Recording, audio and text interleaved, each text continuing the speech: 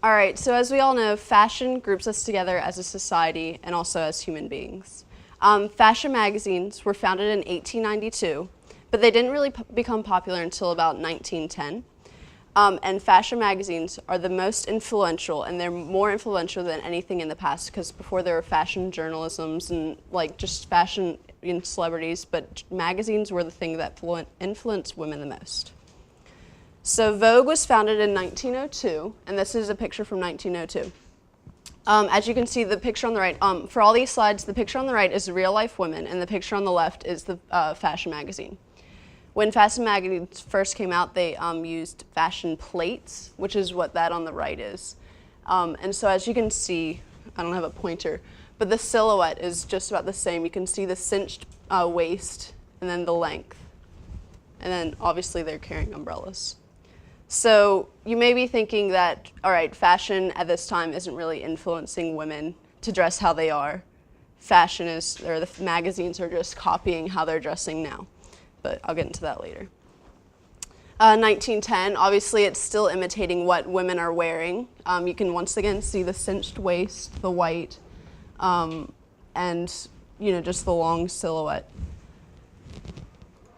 You can't really tell in those two pictures if fashion forecasting is in effect yet, and you can't really in this one either.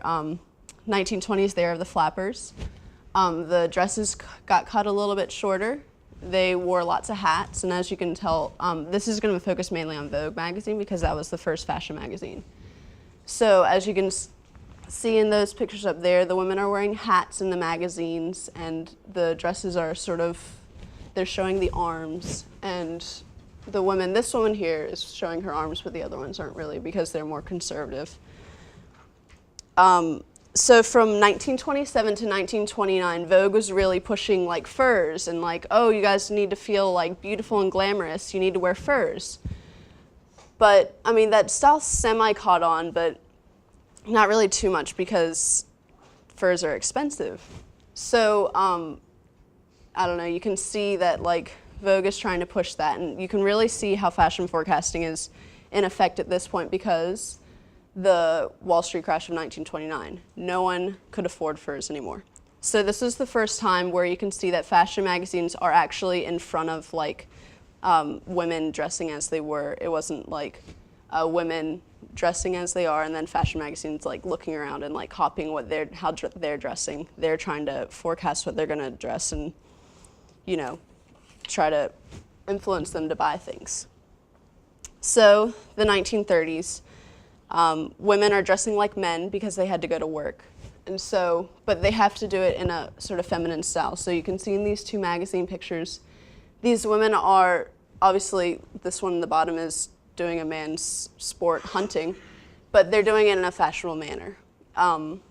These are two police officers, police women. And this picture is kind of hard to see, but you can see them all in suits. And like suits weren't really big for women before, if you can just imagine like flapper styles. They didn't really wear suits.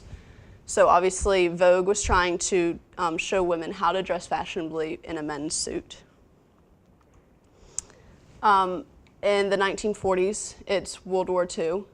To conserve, they had to not use buttons. They couldn't wear jewelry. They had to send like all the extra supplies to the troops. So this picture in the top left corner, the woman, instead of wearing jewelry, all that pink, that's actually just like the fabric cut up, just like extra ribbons from the fabric. And her silhouette is very plain. She doesn't have many like buttons or like accessories going on. This is, I don't really know what it looks like, a protest for milk. But like it's a really good representation of the women because you can see their silhouettes. Their skirts got shorter, the dresses got shorter, and just the silhouette is very plain because they had to be very plain during these times. So the 1950s, I suppose we're getting to the era where you guys like know what it is. 1950s is more of a teenage rebellion. And Vogue at this time, because Vogue is focusing on mainly women, so they didn't really portray like the poodle skirts that we know and like, that the tight leggings and whatever and like Grease, but they're trying to focus on the all-American mom. Hats at this time became immensely popular. And so as you can tell in both the pictures actually, they're both wearing very different style hats, but hats were, no matter what shape, no matter what style the hat was, you you could just, wear a hat. This woman right here, you can see she's wearing a hat even though she's in a, hair salon. But once again, the shoulders are kind of loose and the waist is cinched because they still had figures back then, so their figures were accented, as you can see right here. Also, polyester and acrylic came out here, so those were sort of being used as one of the big things. The 1960s, this goes in hand with the 1970s, but it was weird when I was looking up all these pictures, every single magazine for Vogue in 1960s focused on the face. There was none that looked at the clothing.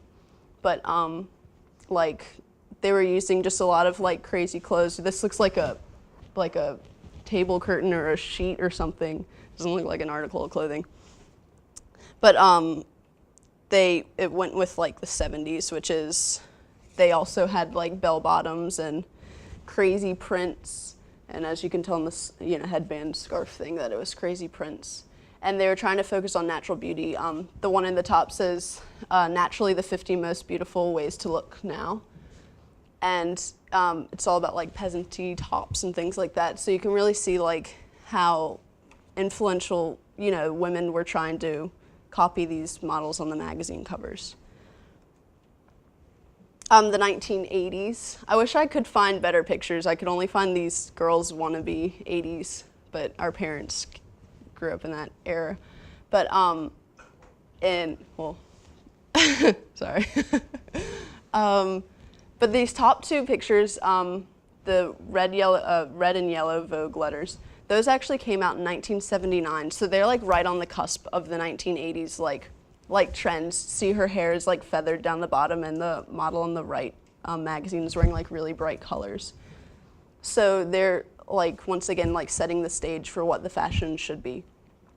And yeah, bright colors and crazy hairstyles and loose tops and really tight-fitting bottoms were really in color. Oh, and shoulder pads. So the 1990s, I don't know if you guys have heard, but fashion makes a revolution.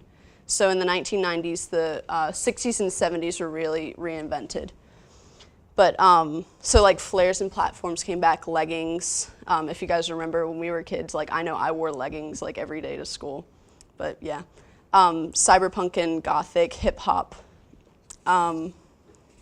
So really, it's, someone said, I can't remember which fashion designer it was, but they said the 1990s were the decade of mixed messages, because you could be, doing the sporty thing with the leggings or whatever, or you could be doing the goth thing, the motorcycle chick up top.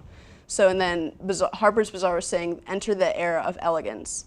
Vogue was saying couture, and then Elle is just saying this biker thing. So there's so many messages going around that I don't know, the 1990s was really out there.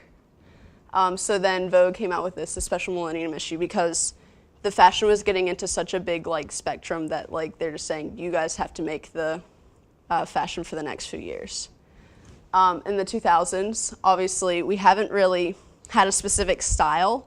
We're just embracing natural beauty, color, and then sometimes they're reflecting past covers, and they're just going all over the spectrum. And models, they became actual people. Before they were just models, now they're becoming people. So, men's fashion. Some of the guys probably walked in and were oh God, fashion, this doesn't have anything to do with me. Men's fashion really is big, and I'm just gonna flip through these because I only have a minute left, but if you don't think that you're influenced by style, you can be influenced by celebrities, or you could be influenced by bands, this is how my brother dresses, and I mean, sure, he's probably not directly thinking, oh, I want to dress just like Devil Wears Prada, but he's dressing similar to them, or skateboarders, or NFL stars or whatever. So I just want to do a quick reference to future and past. If you guys don't really believe me, this whole thing is about magazines, we're all following the magazine trends. Earlier this year, I got this. And has anybody been seeing a lot of neon colors around lately? They predicted for this season that a lot of neon colors would be huge right now.